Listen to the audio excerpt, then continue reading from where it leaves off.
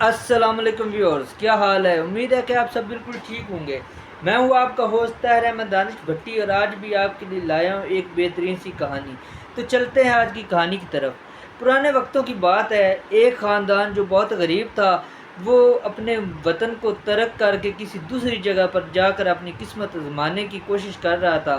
تو جب وہ سفر میں تھے تو ایک جنگل میں ان کو رات آ گئی، تو وہ ایک درخت کے نیچے بیٹھے جس کے اوپر دو طلسمی پرندے بیٹھے ہوئے تھے۔ وہ ان کی ساری کارروائی دیکھ رہے تھے۔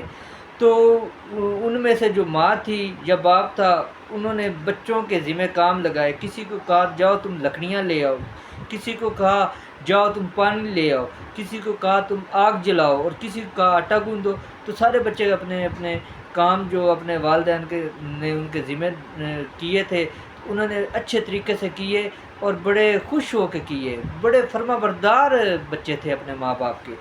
تو جب وہ سارا کام کر چکے تو انہوں نے آگ جلائی اور اس کے اوپر ایک پتیلا رکھا پانی بھر کے۔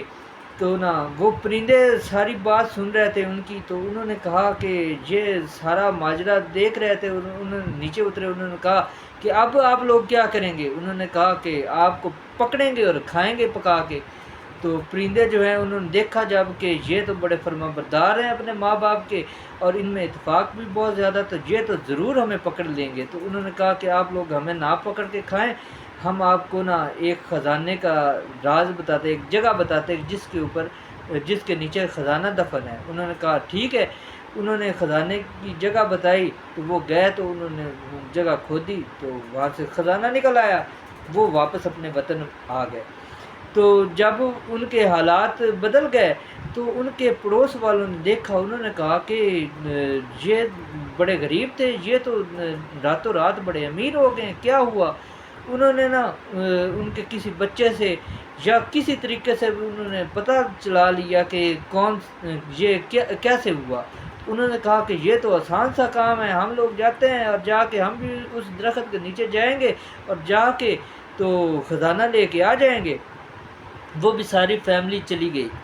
جب وہ اس درخت کے نیچے رات گزار رہے تھے تو ایک جو ان کی ماں تھی یا ان کا باپ تھا، اس نے اپنے بچوں کو کہا کہ جاؤ تم پانی لے آؤ۔ اس نے کہا نہیں، میں نہیں جا سکتا، تم فلاں کو کہو۔ دوسرے کو کہا تم لکڑیاں لے آؤ۔ اس نے کہا نہ مجھ سے نہیں جایا جاتا، آپ فلاں کو کہو۔ تیسرے کو کہا تم آٹا گوندھ دو۔ اس نے کہا نہ مجھ سے نہیں گوندا جائے گا، کسی اور کو کہو۔ انہوں نے نہ کچھ پکایا اور نہ کچھ کھایا۔ وہ پرندے سارا ماجرا دیکھ رہے تھے۔ تو وہ جب نیچے آئے تو انہوں نے کہا کہ آپ لوگ تو بڑے برے لوگ ہو، اور آپ لوگ تو زندہ رہنے کے قابل ہی نہیں ہیں۔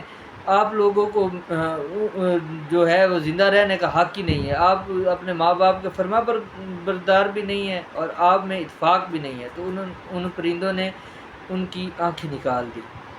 تو اب دیکھیں اس کہانی میں سبق کیا ہے کہ اتفاق میں برکت ہے، اور ماں باپ کی فرما برداری میں بھی ہم لوگوں کو بہت نفع ہو سکتا ہے اگر ہم اپنے والدین کے فرما بردار ہو جاتے ہیں۔